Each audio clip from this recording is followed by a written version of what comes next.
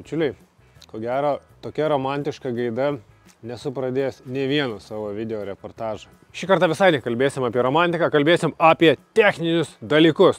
Šiame objekte buvo jau 2 terasos, viena iš pušies, kita iš bambukų. Abi dvi tarnavę apie 3-4 metus. Tai reiškia, jos buvo nesupuvę, jos kaip ir savo funkciją atlieka, bet užsakovas paskambino ir pasakė: Sauliau, turi bėdą, padėk. Tai dabar jūs matot jau gatavą išspręstą problemą. Aš jums norėčiau papasakot, kokia diskusija vyko ir kaip mes priėjom prie šito sprendimo, dėl ko milbordas pasirinktas kaip tos problemos sprendimu. Kokiom sąlygom tarnavo šitas terasos? Viena, kaip matot, visiškai šešėlį ir saulės praktiškai jinai mato 20 minučių per dieną ryte. Rytinė saulės, kol tek. Tačiau faktiškai amžina drėgmė, amžinas šešėlis. Ir ta terasa buvo visiškai apžaliavus. Pavasarį atvažiavau, čia buvo visiška pelkė, žalia.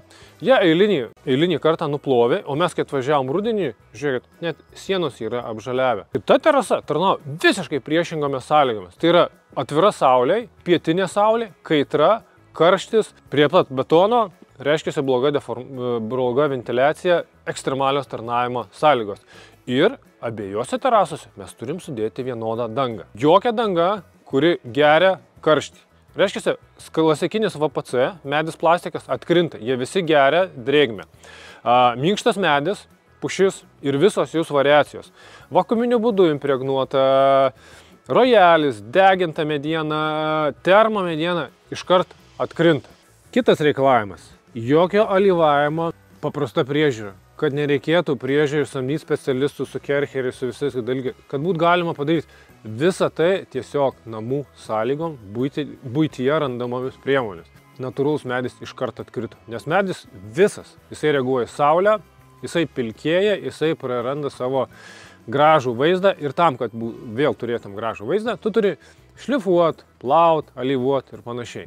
Mums tinka medžiagos, kuris pasižymė nuliniu gerimumu, jinai visiškai neįgeria drėgmės, kuri gali tarnauti karštyje, nekaistų, pageidautina šviesios spalvos. Parodžius užsakoviai visus galimus pasirinkimus, akmuo, porcelianinės visos plytelės, iš dalies kaip ir gerai, bet jie iškart sakė, aš nenoriu jokio akmens.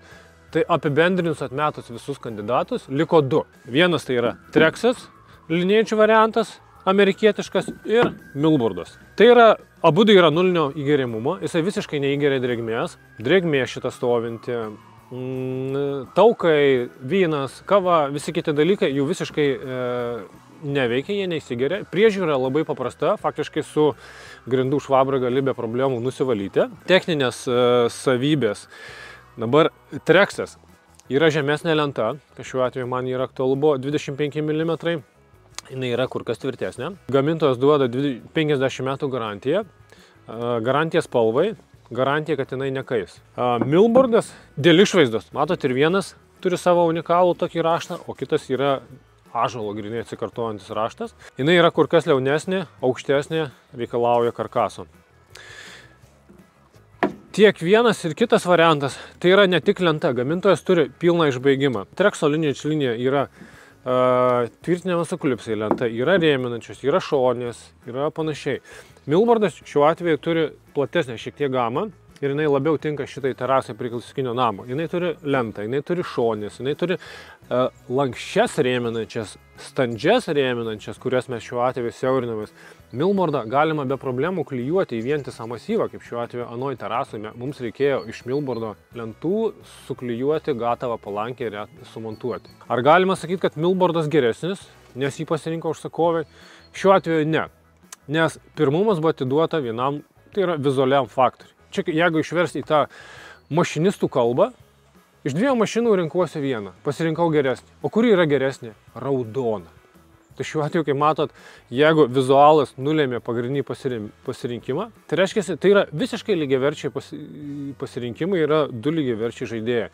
Kaip sakau, vienam galbūt yra ąžuolas tinka, kitam tas modernumas ir nuosaikus, saikingas, lygus dizainas. Tokių video, kaip priimami sprendimai, kokia vyksta diskusija, mano kanale bus tikrai daugiau. Stebėkite. Iškart perspėju, kriterijų kuo pigiau šituose sprendimuose nebus. Jeigu mažiausia kaina yra jūsų prioritetas, tai vienintelis dalykas, kuo aš galiu jums padėti, tai yra video ir mokomoji edukacinė medžiaga mano kanale.